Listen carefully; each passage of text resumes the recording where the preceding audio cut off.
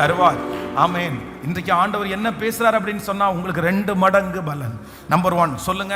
First 3 விதமான அபிஷேகத்தை ஆண்டவர் சொல்லிட்டாரு. அதற்கு பிறகு இப்போ கர்த்தர் ஃபர்ஸ்ட் என்னன்னா, நம்பர் 1 யாருக்கு கர்த்தர் 2 மடங்கு ரெட்டிப்பான ஆசீர்வாதம்னா, பொறுப்பை எடுக்கிறவர்களுக்கு 2 மடங்கு ஆசீர்வாதம். உங்களை கர்த்தர் உங்களை என்ன எப்படி வைக்க போறாருன்னா, பொறுப்பு. கர்த்தர் எங்க போனாலும் உங்களை கர்த்தர் பொறுப்புகளை கர்த்தர் கையில கொடுக்க போறாரு. யோசேப்புனுடைய அபிஷேகம் உங்களுக்குள்ள செயல்பட ஆரம்பிக்கிறது. நீங்க அந்த இடத்துல பொறுப்புல தான் நீங்க இருப்பீங்க.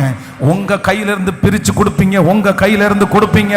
ஆண்டவர் உங்க குடும்பத்திற்கே கர்த்தர் உங்களை கலங்கர விளக்கா, உங்க குடும்பத்திற்கே உங்களை பொறுப்பாளியாய். ஆமென். ஆசைப்படுங்க. 2 மடங்கு அபிஷேகம் உங்களுக்கு வருது. நம்பர் 2 இரண்டாவது, ஏசப்பாவுடைய நேசத்திற்கு பாத்திரமா இருக்கிறவங்களுக்கு 2 மடங்கு அபிஷேகம் கிடைக்குது. நம்பர் 3 மூன்றாவது வேதத்துல இந்த ரெட்டிப்பான ஆசீர்வாதத்தை பெற்ற ஒரு தேவ மனுஷன் யார் அப்படின்னா, எலிசா. வேதம் சொல்லுகிறது, எலியாவினிடத்திலே இருந்த ஆவி இந்த மனுஷனுக்கு எப்படி கிடைச்சிச்சாமா, 2 மடங்கு கிடைச்சிருச்சு. எப்படி இவனுக்கு 2 மடங்கு? இந்த 2 மடங்கு எதற்கு கிடைச்சிச்சு அப்படின்னு சொன்னா, ஒரே ஒரு ரூல்ஸ் மட்டும்தான் இருக்குது. என்ன ரூல்ஸ்னா, நீ அரிதான காரியத்தை கேட்டாய், நீ அரிதான காரியத்தை கேட்டாய். ஆனா நீ பரவாயில்ல, அரிதான காரியத்தை கேட்டா பரவாயில்ல.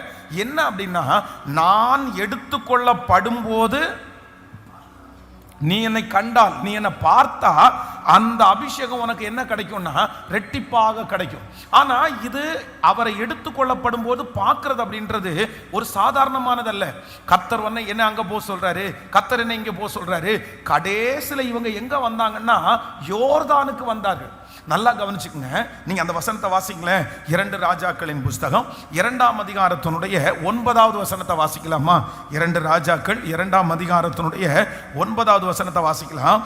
அவர்கள் அக்கறைப்பட்ட பின்பு எலியா எலிசாவை நோக்கி, நான் உன்னை விட்டு எடுத்துக்கொள்ளப்படும் முன்னே நான் உனக்கு என்ன செய்து என்று கேள் என்றான்.